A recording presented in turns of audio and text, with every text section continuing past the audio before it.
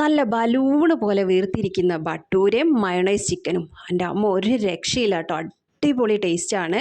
ഒരു പ്രാവശ്യമെങ്കിലും എല്ലാവരും ഒന്ന് ട്രൈ ചെയ്ത് നോക്കേണ്ട ഒരു റെസിപ്പിയാണ്. വെറും 3 മിനിറ്റ് കൊണ്ട് ഇതിൻ്റെ രണ്ടിൻ്റെ റെസിപ്പി ഞാൻ കാണിച്ചു തരാം. അപ്പോൾ അതിന് വേണ്ടിയിട്ട് 2 ടീസ്പൂൺ റവ കുറച്ച് വെള്ളം ഒഴിച്ച് കുതിർക്കാനായിട്ട് മാറ്റി വെക്കുക.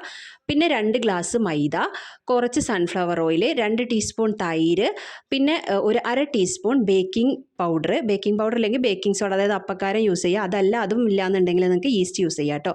പിന്നെ 1 ടീസ്പൂൺ പഞ്ചസാര, പിന്നെ നമ്മൾ നേരത്തെ ആ വെള്ളത്തിലിട്ട് വെച്ച റവയും കൂടെ ചേർത്ത് നന്നായിട്ട് കുഴച്ചെടുക്കുക. ഇനി നിങ്ങൾക്ക് 1 ഗ്ലാസ് റവയും 1 ഗ്ലാസ് ഗോതമ്പ് പൊടി വേണമെങ്കിൽ അങ്ങനെ യൂസ് ചെയ്യാം കേട്ടോ.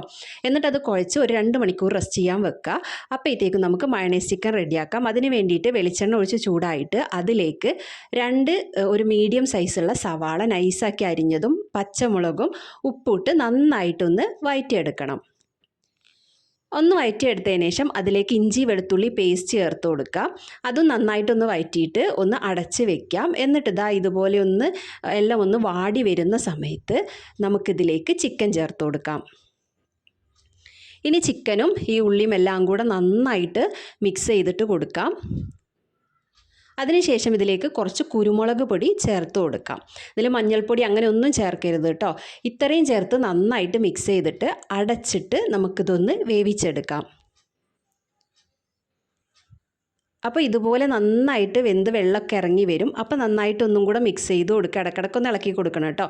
എന്നിട്ട് ഇതിലേക്ക് ഒരു 2 ടീസ്പൂൺ സോയാ സോസും ഒരു 2 ടീസ്പൂൺ കെച്ചപ്പോ അല്ലെങ്കിൽ ടൊമാറ്റോ സോസോ ഏതെങ്കിലും ഒന്ന് ഒഴിച്ചു കൊടുക്കുക. എന്നിട്ട് നന്നായിട്ട് ഇളക്കിയിട്ട് അടച്ച് വെച്ചത് ഇതുപോലെ ആവുന്നവരെ വേവിച്ചെടുക്കുക.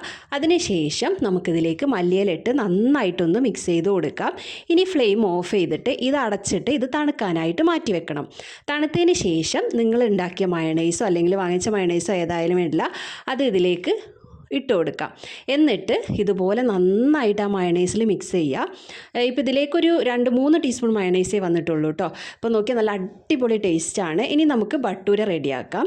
അപ്പോൾ അതിനായിട്ട് നമ്മുടെ മാവ് 2 മണിക്കൂർ കഴിഞ്ഞപ്പോൾ ഒന്നും കൂടി ഒന്ന് ഇതുപോലെ കുഴച്ചെടുത്തിട്ട് പൂരിക്ക് പരത്തുന്ന പോലെ പരത്തുക. എണ്ണയിലിട്ടിട്ട് പൊരിച്ചെടുക്കുക. ഇനിയിപ്പോൾ നിങ്ങൾക്ക് ഈ ബട്ടൂര ഉണ്ടാക്കാൻ മടിയാണ്, അറിയില്ല എന്നുണ്ടെങ്കിൽ ഇതിന് പകരം നിങ്ങൾക്ക് പൂരി ആണെങ്കിലും അടിപൊളി ടേസ്റ്റാണ്. ഇനി അതല്ല നിങ്ങൾക്ക് പൊറോട്ട വെച്ചിട്ടാണെങ്കിൽ എങ്ങനെ വേണമെങ്കിലും ഈ മയോണൈസ് ചിക്കൻ്റെ കൂടെ കഴിച്ചാൽ അടിപൊളി ടേസ്റ്റാണ്.